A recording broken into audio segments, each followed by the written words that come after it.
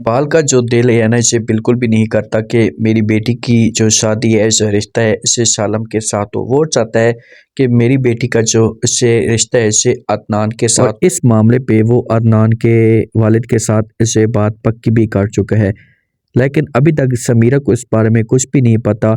समीरा तो शालम को पसंद करती है और वो शादी भी इसी के साथ करना चाहती है और इसने सोचा भी इसी के साथ है। अब इकबाल की प्लानिंग थी कि से समीरा को कहते कि आप ऐसा करें कि शालम को बुलाएं, मैं उसके साथ जब वो इस टॉपिक पे सब बिजनेस के मामले पे बात करता हूँ, एक छोटी सी पार्टी करते हैं।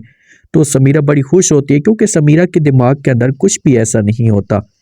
जब समीरा बुलाती है तो इकबाल जो होता है इसे अजीब तरह की बातें करना शुरू कर देता है। इसे कहता है कि ये जो प्यार व्यार होता है ना, इसे बिल्कुल भी मैटर नहीं करता। शादी हो जाती है, शादी के 2-3 महीने के बाद जब वो तलाक दी जाती है और बच्ची का जो घर होता है इसे मुकम्मल तौर पर बर्बाद हो जाता है।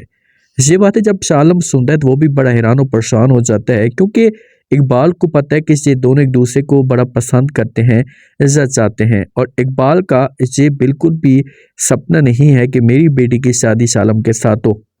समीरा जब ये बातें सुनती है तो अपने वालिद से पूछने की कोशिश करती है। वालिद को कहती है कि पापा जान, ये आप कैसी बातें करें, आपने तो यहाँ पर जब वो सालम को बिजनेस के मामले पे बुलाया था कि एक छोटी सी पार्टी होगी और इस टॉपिक पे डिस्कस होगी, लेकिन आप तो यहाँ पर जो अजीब तरह की बातें करना शुरू हो चुके हैं।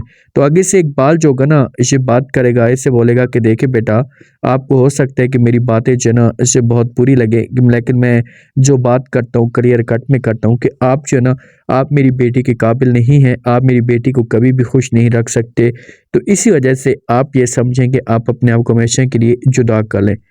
तो यहाँ पर समीरा के पाँव तले ज़मीन निकल जाएगी क्योंकि समीरा ने कभी भी ऐसा नहीं सोचा था। समीरा के दिमाग में कभी भी ये बात नहीं थी कि भाई मेरा वालिद ऐसा की बातें भी कर सकता है।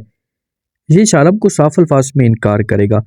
इसे बोलेगा कि आप ऐसा करें कि यहाँ से चले जाएं और कोशिश करें कि समीरा के साथ अपना जो राब्ता है इसे किसी किस्म का बिल्कुल भी ना रखें। यहाँ से जब जाता है अपने घर के अंदर बड़ा परेशान हो जाता है शालम।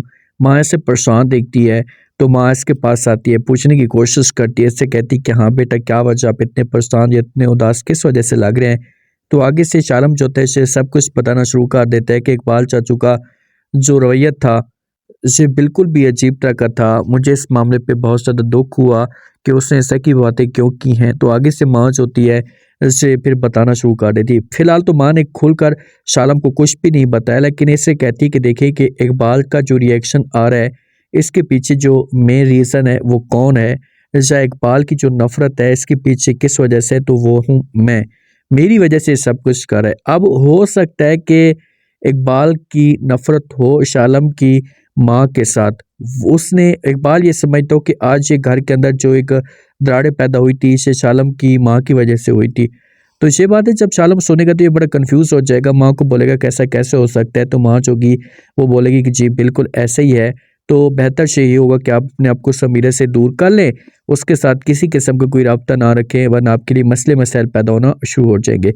अब ये तो अपने आप को दूर करेगा, लेकिन समीरा जो होगी इसे आएगी शालम के पास आकर बात करेगी, इसे बोलेगी कि जो कुछ भी होना था वो तो हो चुका है। मैं इस मामले पे मुझे बहुत ज़्यादा एहसास है कि मेरे वालिद ने जो कि आपके साथ ये गलत किया, इसे ऐसा नहीं करना चाहिए था, तो प्लीज़ हो सके तो माफ़ कर देना। उसकी जगह से मैं माफ़ी मांगता हूँ। लेकिन शालम जो होगा इसे समीरा को खोलकर बताना शुरू कर देगा, तो इस तरह से इन दोनों के बीच में दूरियां पैदा होंगी और फिर अदनान को बीच में इंटर किया जाएगा और अदनान जो गशे समीरा के दिल में जगह बनाने की कोशिश करेगा। फिलहाल तो इन दोनों की आपस में नहीं बनी, लेकिन जब वलदैन ज़बरदस्ती इनको मिलाने की कोशिश करेंगे तो फिर समीरा जोगी से भी मजबूर हो जाएगी।